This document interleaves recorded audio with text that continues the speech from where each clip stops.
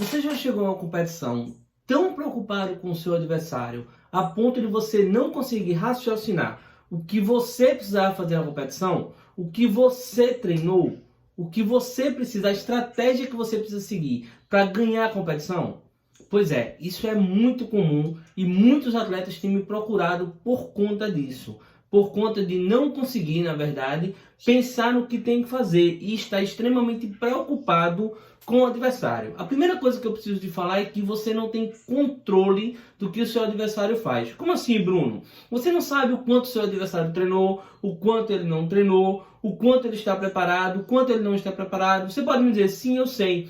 Eu acompanho ele nas redes sociais. Entenda, aquilo ali é o palco dele e não os bastidores dele. E aí, se você está fazendo isso, você está comparando o palco do seu adversário com os seus bastidores. E o pior é que você não consegue focar nos treinos. Porque se durante o seu dia a dia você fica olhando o Instagram ou fica olhando qualquer coisa do seu adversário, você vai sempre treinar focado no outro, focado no seu adversário. E isso você não consegue controlar.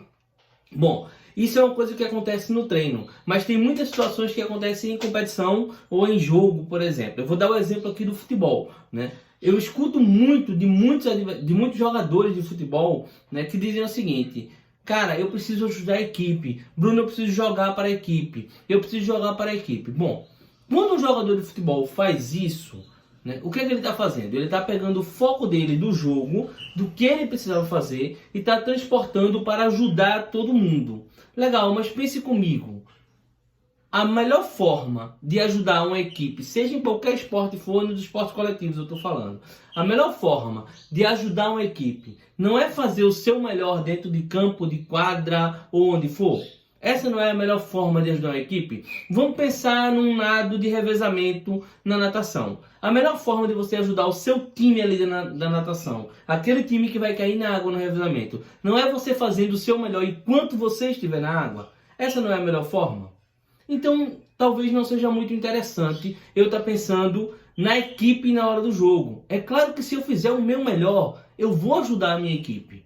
E se o objetivo é ajudar a equipe, você precisa focar em você e em fazer o seu melhor. Esse é um grande erro que a gente comete, que muitos atletas cometem. É claro que a equipe é importante. Eu não estou aqui dizendo que a equipe não é importante. É claro que ela é importante. Porém, você precisa aprender a focar em você. Em esportes individuais acontece muito de você querer pensar ou querer controlar o seu adversário que está do seu lado na largada. Cara, você não tem absolutamente nenhum controle sobre isso. O seu único controle é sobre o seu desempenho, sobre o que você fez. Bruno, mas isso é difícil. Eu concordo. Isso é bastante difícil. Não é fácil. Eu, como atleta, também já sofri bastante isso. Isso é bastante difícil, a gente apagar o outro e focar apenas no que a gente precisa fazer, no nosso desempenho. Verdade, é muito difícil, mas é possível. É possível quando você tem uma clareza muito boa do que você treinou, quando você tem autoconfiança suficiente para confiar no seu processo de trabalho. E aí se torna possível, e aí você acaba chegando na competição focado no que você tem que fazer.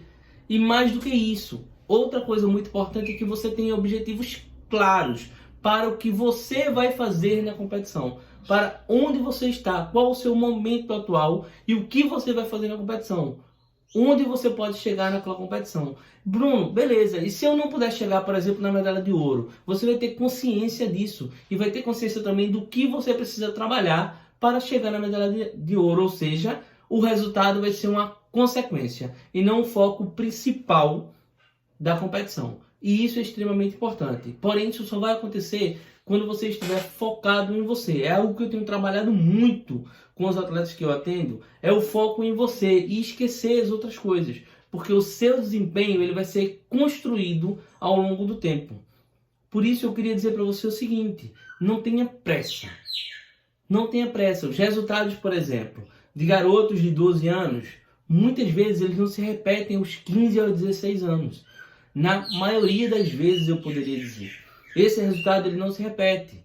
São situações completamente diferentes. Tem sim garotos que aos 12 anos, 13 anos, acabam ganhando tudo. Legal.